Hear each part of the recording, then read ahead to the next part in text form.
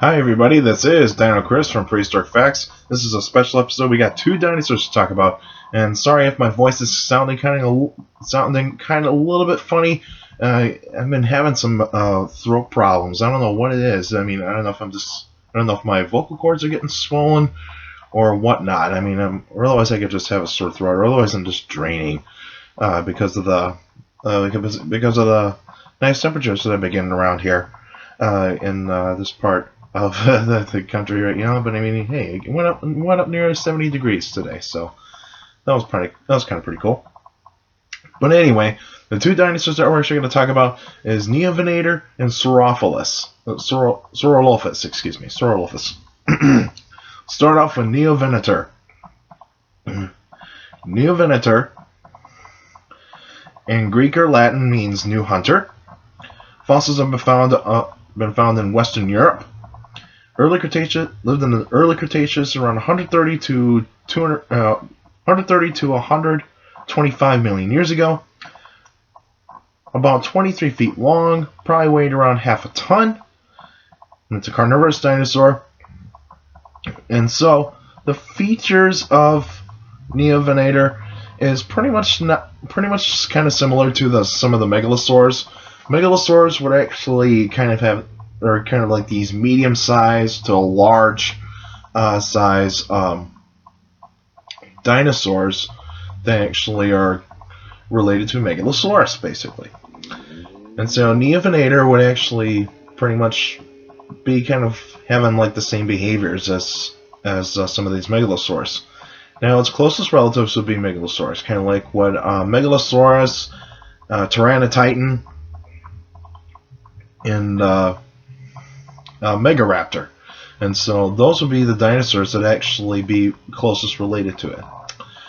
And considering that it's actually being found, that the fossils have been found in Western Europe, pretty much around like, I think if I remember correctly, in France, I think Portugal, and if I remember correctly, it was somewhere around there. It's Western Europe, basically. And so you would actually be hunting probably medium-sized to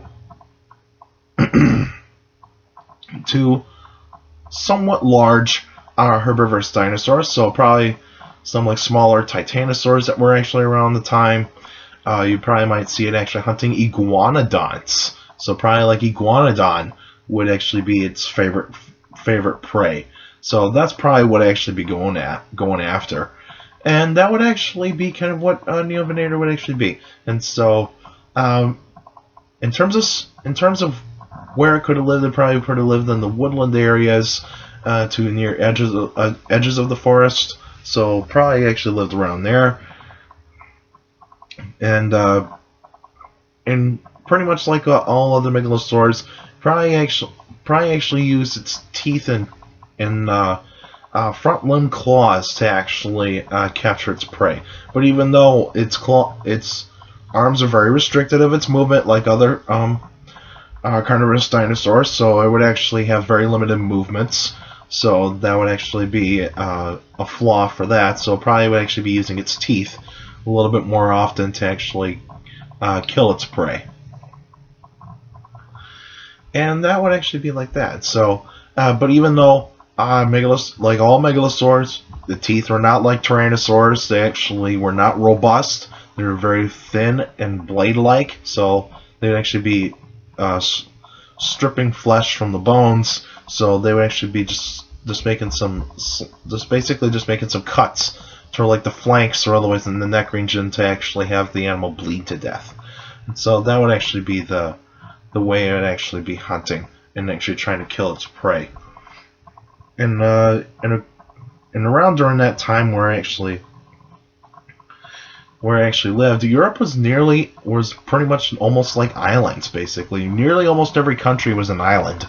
And so that actually kind of make it very hard for Neovenator to actually move from place to place unless if there was land bridges during this kind of time. So that would actually kind of limit its range. So it probably wouldn't be like widespread around Europe, like if Neovenator existed around today, it would probably have been widespread, probably actually around Europe, probably would have actually been around the whole entire continent section, entire portions of Europe.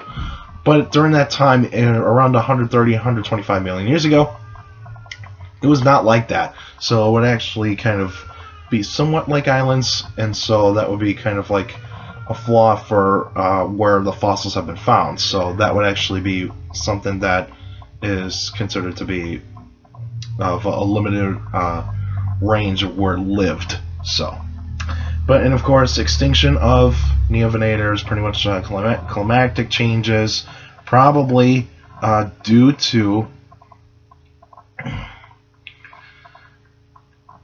like the rising sea levels. So it probably lost its habitat due to floods of its pretty much like its entire area. So pretty much like sea waters coming in to actually flood its forests, and so that would actually be its extinction. And pretty much like smarter predators actually kind of came around, and so that actually kind of made the end for Neovenator. Alright, now let's actually talk about Saurolophus. Now, Saurolophus, meaning in Greek or Latin, means crested lizard. Fossils have been found mostly in Asia, and I guess there might have been some finds in North America, but I'm not totally sure. I don't really buy that. I think it's mostly found in Asia. Late Cretaceous, around 70 million years ago. Probably approximately 35 feet long, and probably weighed around 3 tons. Herbivore, and of course with Saurolophus, it's a hadrosaur. So it's a duck-billed type of dinosaur. It'd actually be living in large herds, and it would actually be pretty much feeding on like the ferns and cycads, all that sorts of stuff that would actually be around, and probably some of the flowering plants as well. And of course, like all hadrosaurs, it actually has that duck bill. It actually has like those hundreds and thousands of teeth in the back of its jaw to actually grind its food. So it'll be grinding its food to actually make sure it could actually swallow it and easier to digest. And with Saurolophus, probably because most of the fossils have been found in Asia, so that would actually, if there were fossils found in North America, then basically there probably was a land bridge that actually connected Asia to North America. So we would probably seeing some invasive species that were from Asia going into North America. Now, would I think that there might be some North American species that would actually gone over to Asia? There's probably could be a possibility. So it wouldn't be that so kind of surprising. And also during this time, there was no ice caps. So pretty much the only way to, because considering it wasn't like the Ice Age where basically there was like a certain amount of land that where species can actually migrate towards the other continent, where it would be easier to actually find more new sources of food and all that sorts of stuff. Kind of like how humans actually got to North America, crossing the Bering Straits, that Bering Land Bridge. So that would actually be pretty interesting of what that land bridge would have been around 70 million years ago. And so with Saurolophus, probably did make low frequency sounds due to its crest, and like most hadrosaurs that actually have these like crests for its head would actually be used to make sounds. So that would actually how they'd be communicating, is through those crests. And probably did actually there are probably like some sacs right near its nostrils, so it'll probably be using its nostrils a lot to kind of, and sometimes you might see the skin kind of like inflating, kind of like a balloon, sometimes when it actually made some sounds. And of course the predators for Saurolophus, Velociraptor wouldn't actually be a very good predator to actually take down Saurolophus, just because its skeletal design wouldn't actually be considered to actually going after really big things. That's because you see, Velociraptor wouldn't actually be going after big things. So the top predator during this time is Tarbosaurus. So Tarbosaurus would actually be the most common predator for Saurolophus.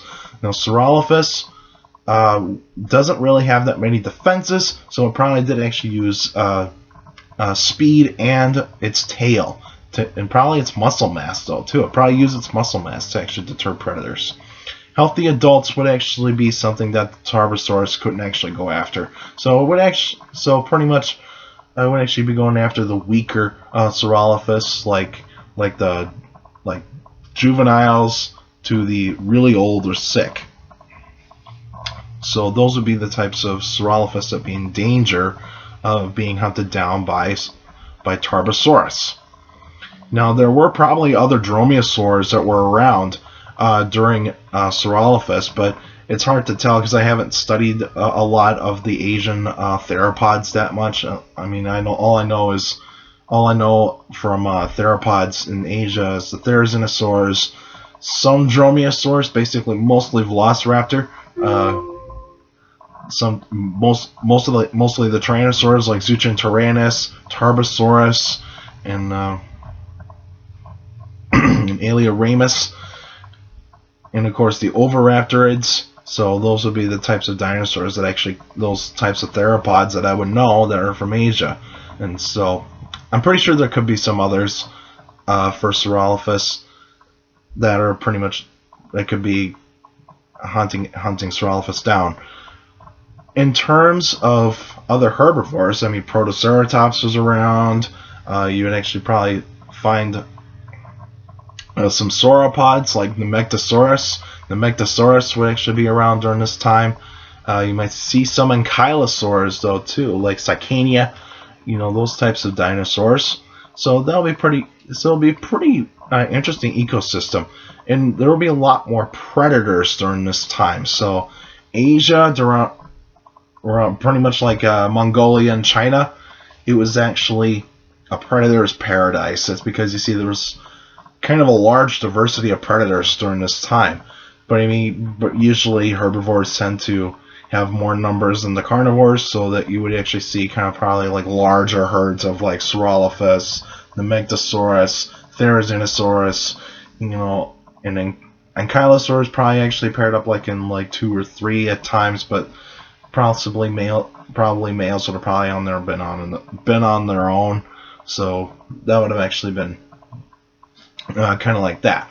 So be kind of like that. And of course, extinction of Saurolophus, it would actually be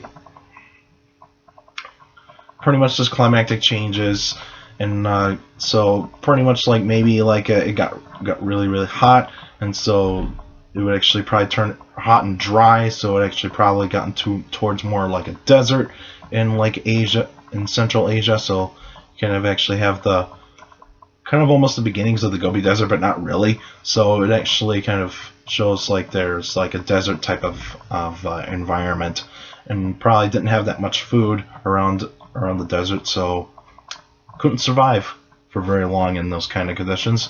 And so, but even though Saurolophus was in popular culture due to Chase by Dinosaurs, where Nigel Marven is in search for the Therizinosaurus, the first dinosaur he encounters when he's in Mongolia is Saurolophus, and you see them kind of roaming around the desert and all that sorts of stuff, trying to find some plants to feed on.